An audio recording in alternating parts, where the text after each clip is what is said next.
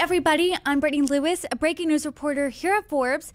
Joining me now is Matt Taglia, Senior Director of Emerson College Polling. Matt, thanks so much for coming back on. Happy to be here.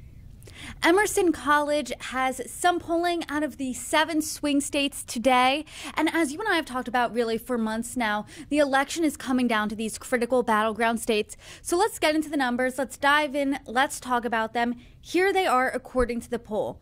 In Pennsylvania, North Carolina, and Georgia, Trump is up 1. In Michigan and Wisconsin, Harris and Trump are tied. In Arizona, Trump is up 2. And in Nevada, Harris is up 1. So when you hear the numbers, when you see this breakdown, what sticks out to you? Well, I think apart from Arizona, Nevada, and Pennsylvania, we see tightening here. So, compared to September, Harris has gained 2 points relative to Trump in Georgia, 1 point in Wisconsin, and then Trump has gained 2 points relative to Harris in North Carolina and 1 point in Michigan. And then, as you said, those Arizona and Nevada numbers, those have diverged. We see Trump now has a 2-point lead in Arizona, 1 point lead for Harris in Nevada. So I think those are the 2 states where we have a little bit better idea of what's going on. I think that this late in the game, we're starting to see people really make up their minds. We've got less than a month now until Election Day, and some ballots in these states have already gone out for absentee voters. And these numbers indicate that this is a tight race. It's really anybody's race. But when you break down the numbers here by demographic, what are you seeing? Well, we're seeing different things in different states. But overall, one trend that we've seen is the divergence between men and women. We see that Vice President Harris is up among women in all states but Arizona.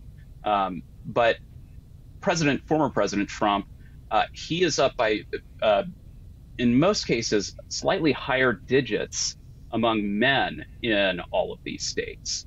So that's one trend that's held pretty steady. I think if I'm the Harris campaign, I want to see that number among women really grow. I think Arizona, that's going to be tough. She cannot win the state while losing female voters. So, in some of these states like Pennsylvania, she really wants to run up that score, try and get it closer to that sort of 58% mark, something around there to feel comfortable. As we know, Donald Trump is a pretty polarizing political figure.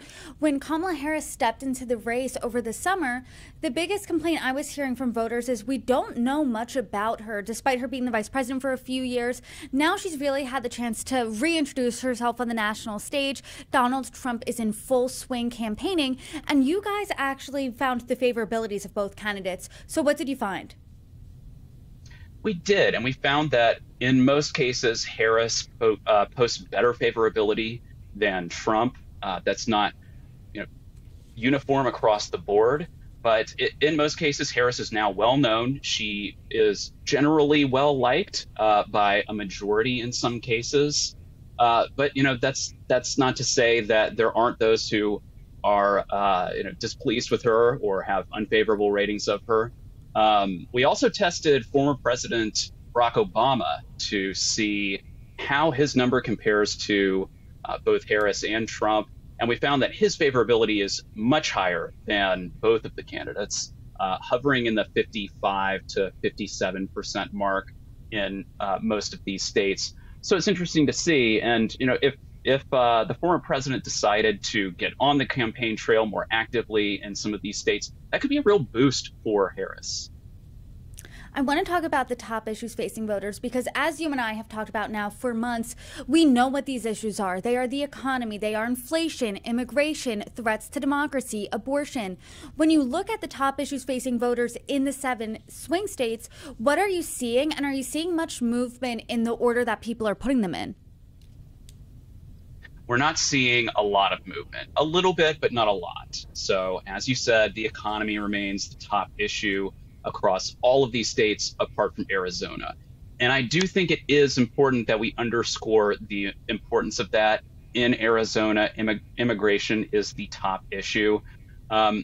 And I suspect that in a lot of other states that we might not even be polling right now, that's also going to be the case.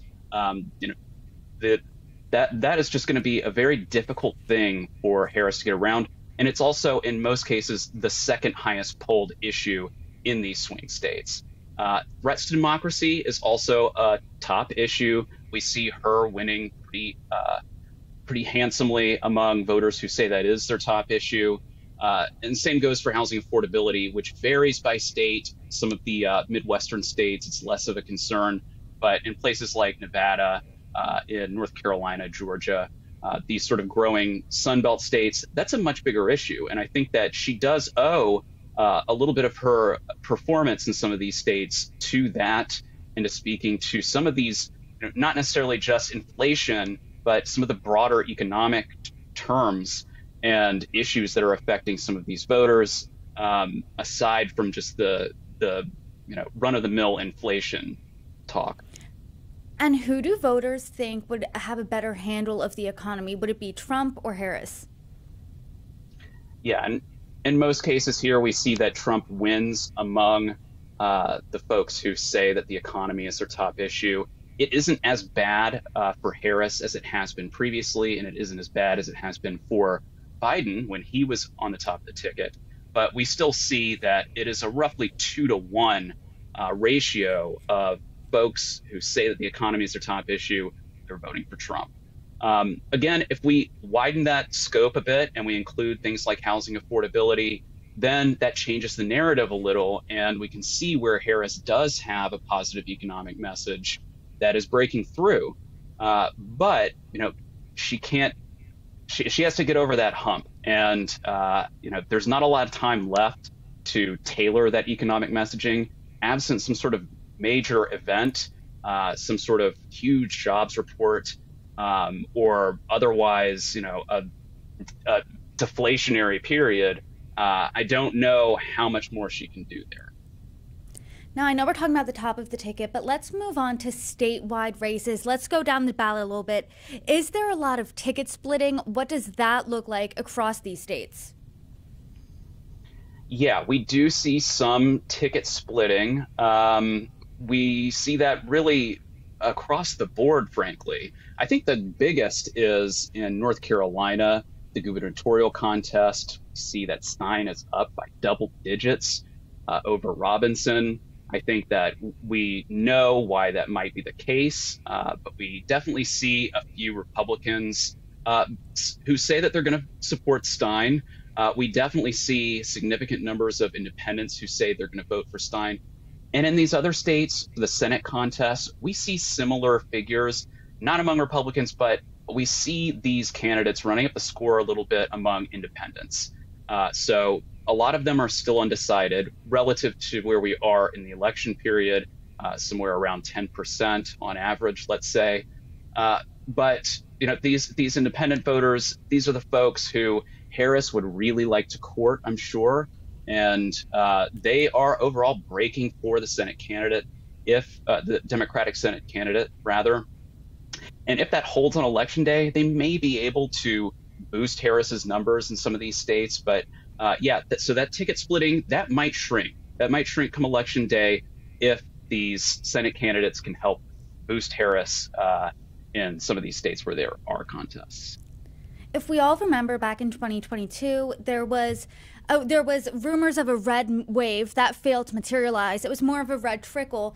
When we're looking at House races and Senate races, do you think there's going to be a blue wave, a red wave, or is it going to be pretty much a dead heat like we're seeing in the presidential race? Yeah, I'm not expecting a wave in any sense this November. I think, if anything, you know, the polls throughout this cycle since Harris has joined the ticket, they've been pretty consistent in showing that it is a tight race everywhere in all of these swing states. Nationally, the generic congressional ballot, that has looked very close. We've been looking at some of these competitive swing districts. It's just too close to call at this point. I don't think that we will get some surprise wave, be it red or blue. But there's always a surprise. I think that there might be one state out there where either candidate could push the margin much higher than we anticipated. It might be a swing state, it might not be, but we'll see. I think that there is always some sort of surprise come November, and we've had blind spots in polling previously. We're trying our best to cover those spots, but I think they're always going to be there. Yeah, definitely too close to call. Definitely a tight race. So with that being said, and I know I always ask you this at the end of our conversations, but I'm curious. So what are you looking out for between now and November 5th? I'm going to be looking at a few different things. I think that gender split is really important. Like I mentioned before, I think in some of these states like Pennsylvania especially, Harris is going to have to move the needle there if she hopes to win the state overall. We're going to keep an eye on that independent vote. I think it's worth noting that when we break down these numbers, these Democrats, independents, and Republicans, we're talking a smaller sample size overall. So there is a higher margin of error. And so we'll want to keep a lookout on those trends and how those trend lines are going. Right now, it's sort of a mixed bag, and it would be tough to call one way or the other. But those independent voters, especially, we're going to be looking out for that. And otherwise, frankly, I'm going to keep an eye on turnout and turnout projections, absentee ballots. I know we don't use that in our polling, and we don't use that necessarily to project elections, but it is something that I think is interesting, and we'll be keeping an eye out nevertheless. Well, a lot to look out for, and I'm excited that you're keeping an eye out because that means hopefully you and I can have more conversations. Matt Taglia, thank you so much for joining me. Absolutely. Thanks for having me.